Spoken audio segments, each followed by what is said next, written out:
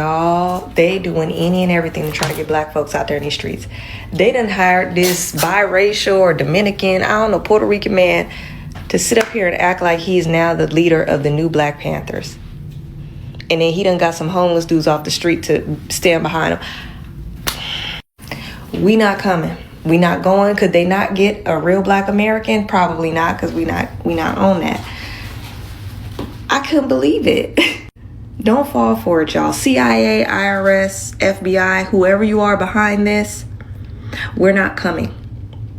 The word of God says, He will confuse your enemies, and they shall fight against each other.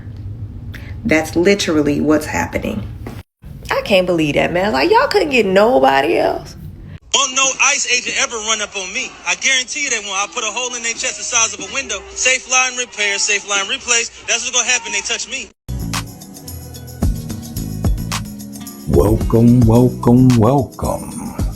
to the Common Sense Philosophy Channel.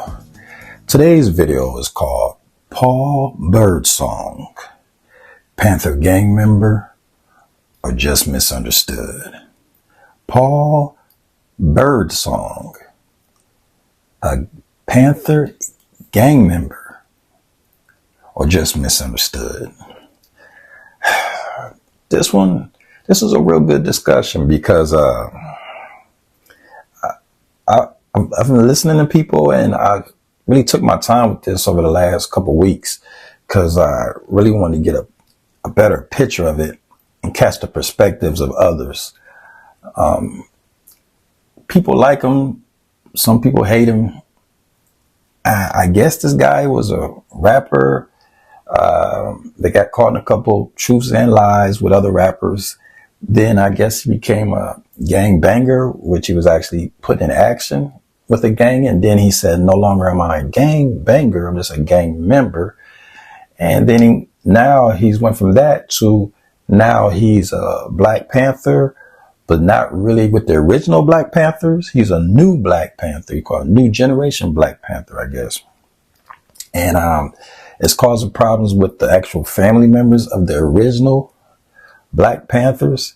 So he's not really a Black Panther, but he's doing something else. And some people are calling him, because he's more light complected, guess they're calling him Thundercats instead of Black Panthers. And so it's all this different confusion. And I would like to say this: it doesn't matter what he did in his past. If he was in a gang member, if he's changed his life and he wants to be more positive and help with school clothes and help people in the, in the neighborhood with stuff, then that's fine. If he wants to protect them, that's fine. So I don't think we should keep throwing up his past. Well, because usually we got loved ones that's been through stuff and we want to see them come out of it, and we tell them to stay positive that they can. So if someone tries to, we got to let them. On the other side, I know people are upset because they're saying start your own chapter, stop being what we are. You don't represent what we represent. He's out here being very violent. And I know the original Black Panthers in the end said they wish that they wouldn't have been so violent with the guns because it threw off the whole program. So I don't know if he knows the history, or maybe he does. But and also he's pushing to go against ICE and to stand in front of people. That's what they're saying. And I don't know if that's what he should be doing with the Black Panthers, but maybe he should. Maybe the originals did that. So all these things need to be figured out. But, thanks for coming to visit the Common Sense Philosophy Channel. Like and subscribe on your way out. Check out these videos and their perspectives, and leave your perspective or your voice in the comments so people know how you feel. And maybe you might say something that we'll understand and open our eyes. All right. Thank you for your time. Talk to y'all soon. I'm from Oakland, California, Black people. Okay. I see the destruction that is going on within our community. Okay? The whole fucking Bay.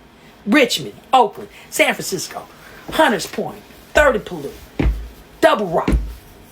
You name it. And we are suffering.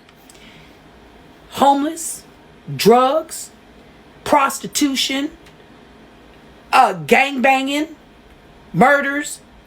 We are losing. And you guys are sitting here and want to protest for other people who have came in here illegally and who are getting way more help and way more and getting way more opportunities than you, the struggling black person? Come on. You know, for illegals, we're not gonna step in front of that. That's not our fight. That has nothing to do with us. You know, we're not gonna step into that fight and going through the community defending somebody that we didn't even want to be here. You know what I mean? We got brought over here. We didn't want to be here. And this is a problem we've had since our shackled feet have hit the soil. So we've always had the SWAT teams coming in our communities, doing whatever they're doing. And sometimes, yes, they do pick up the wrong people and things of that nature. This is the same situation. It's just got a different name. It's a raid. It's just a different name. And so, yeah, we're not in that fight. But as far as our other brown folks and things like that, we do stand up and defend, you know, the citizens and the poor and the things like that. But as far as illegal immigration, yeah, we really, that's not our fight. That's not something we need to get into. Me and Donald Trump have this personal thing going on. It doesn't exist. The rhetoric where ICE is about to come to Philly next, ICE been here already this whole time. Like I said, they already this year, they made over 300 arrests. You know what I'm saying? Also this rhetoric about me and different party groups and different members and stuff like that. I'm not beefing with nobody from nowhere. You know what I'm saying? I'm not beefing with nobody from no other parties. I'm not beefing with no elders. If they got a vendetta against me, they by themselves with that. Like they in the corner punching the air. Cause I ain't paying them no attention. You couldn't pay me to pay attention to them. My people are out here suffering. My people are hungry. My people need clothes. My people need medical care. My people need protection. My people need education. I'm focused on that. I'm not focused on none of that other stuff. So, you know, I just want to put that out there. Somebody asked me what my message is to ICE and what my message is to Donald Trump. My message is to Donald Trump, shame on you. My message to ICE, you guys are sadistic bullies. You are cowards. That's why you cover your face. That's why you don't have your name on your thing. You have a letter and some numbers because you're scared of people knowing who you actually are. You're scared to be held accountable to the people. And you guys don't respect the U.S. Constitution. You don't respect anything, any laws or anything in this land. You guys are the terrorists. Paul Birdsong, the guy that's going around saying that he's the chairman of the Black Panther Party for Self-Defense, has now come out saying that people are accusing him of having been a gang member and having been to jail. Okay, let's get into it. Now, he says that he wasn't a gang member, but at the end of the day, there is a news clip showing him out there talking as if he were a gang member. Your mama gonna be picking out caskets and flowers. Very concerned. I find it interesting that gang members would ever tell the police how to come and get them, where to come and get them. I mean, he's sitting there saying that they better not come for them all together. They better catch them one by one. Who does that? Also, the Pyrus never have claimed him. They said that he went down to Michigan and took it upon himself to start this whole thing, just like he did with the Panther Party. Okay, but also in April of 2025, he had a whole nother name for the organization. It was called the United Empires Panther Party for Self-Defense. Okay, please pay attention. This dude is a whole fraud. Now, this is what he said in an interview. He said, "We are the Panther Party for Self-Defense to designate ourselves from other groups using the name. We are the United Empires and the Almighty Alkebulan Guard. We push for the protection of the black man, woman, and child by any means necessary. We have a simple formula. We unify, then educate, then we demonstrate to liberate. We're under the tutelage of the original Black Panther Party as members such as JOMO and KNG not only guide us, but march and mobilize in community efforts with us as well." Now, I also thought this was interesting. This is an article from 2024. He was interviewed and he says that he's a rap artist, a recording artist, and that he has projects coming out with Dipset, Gucci Mane, Rick Ross, Jadakiss, Lil Wayne, Snoop Dogg, and many more. While these artists and I have different viewpoints on life, the one similarity that we all have is hip hop. And I'm grateful that I have the opportunity to work with them to use their fame to promote my platform. I'm familiar with this guy right here, Paul Birdsong, the guy who's going around screaming he's the new chairman of the Black Panther Party. I want y'all to take a look at this footage right here that I found. Chief of an interview we did 2 weeks ago with a protester. He talked about protesters in Portland being taken in unmarked vehicles by agents. But during the interview, he talks about gangs in Lansing. You come try to snatch one of us, the rest of us gonna blast your. You better do that while we not with each other. And then you come to in Sandhurst with the Pyrus and the gangster disciples is linked up at and try to snatch somebody over there. I dare you. Make sure you get this in Sandhurst. That's Sandhurst. Come over there, try to take somebody. Not only do we have that footage, but come to find out, your man's is a sexual offender. Sexual offender. Register, sexual offender. He gotta register. This is why I keep telling y'all. Y'all keep trying to argue with me in the comments. Y'all have to stop blindly following people that just pop up out of nowhere with a cause. This man is an agent. He is an agent that is working for the government in some way, shape, or form. I do not believe this man has free will and he's out here making decisions on his own. I've seen him as a Pyru. I've seen him dressed as a Blood. I've seen him in a Malcolm X outfit. He has identity crisis.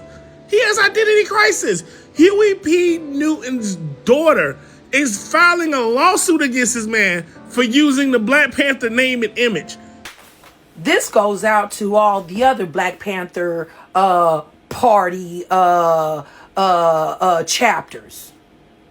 I don't know if this space monkey is really trying to represent y'all, but I'm gonna tell you something. Y'all don't want this fight. So I think y'all need to go ahead and reprimand this man and strip him from all his shit, because it's going to be a problem for the whole fucking organization, okay? Because here's the deal. I'm not fixing to go through it. And I'm not fixing to sit up here and have my motherfucking name and my motherfucking people's legacy ran through the dirt over a bunch of space monkeys. We're not doing that. And like I said, I don't give a fuck who gave who permission. We are not doing that, people. So if y'all don't want a dirty ass lawsuit and everybody shut down, I think y'all better get a hold on y'all little porch monkey, because guess what? Y'all don't want me to put a hold on it. Okay. Y'all going in on Paul Birdsong. It's his light skin tone. So I have to stick up for my light skinned people, even though he's not ethnic Black American. Huey P. Newton, who was ethnic Black American, founded the Panther Party, and he was very, very light skinned, y'all. Malcolm X literally is probably our greatest icon, and he was very, very light-skinned with light eyes or whatever. In the Black Panther Party, you have several light-skinned people that were very prominent, like Eldridge Cleaver's wife, which is Kathleen Cleaver, and you also had Angela Davis. You had a lot of very, very light people who held it down, and I actually think that because y'all will call him Hector P. Newton, Paul Birdsong. And then somebody called them the Tether, instead of the Black Panthers, called them the Tether Cats. I think it was Lilith. I think Lilith called them the Tether Cats. And I just had to stick up for my light-skinned people, because I feel like a lot of times in movies, you know how like with characters like Nina Simone, like they'll try to whitewash them. But I feel like when it's like civil rights or, you know, pro-Black, then I feel like they always try to brown wash them, if that makes sense. Like I feel like they never put them as light-skinned people, and at first I never paid attention to that, because I was like, okay, well, whatever. But like Thurgood Marshall was very light. Huey Newton was very light. Malcolm X was very light. Adam Clayton Powell was basically white presenting. Like, you know, unless he would have said it, you probably would have thought he was Spanish.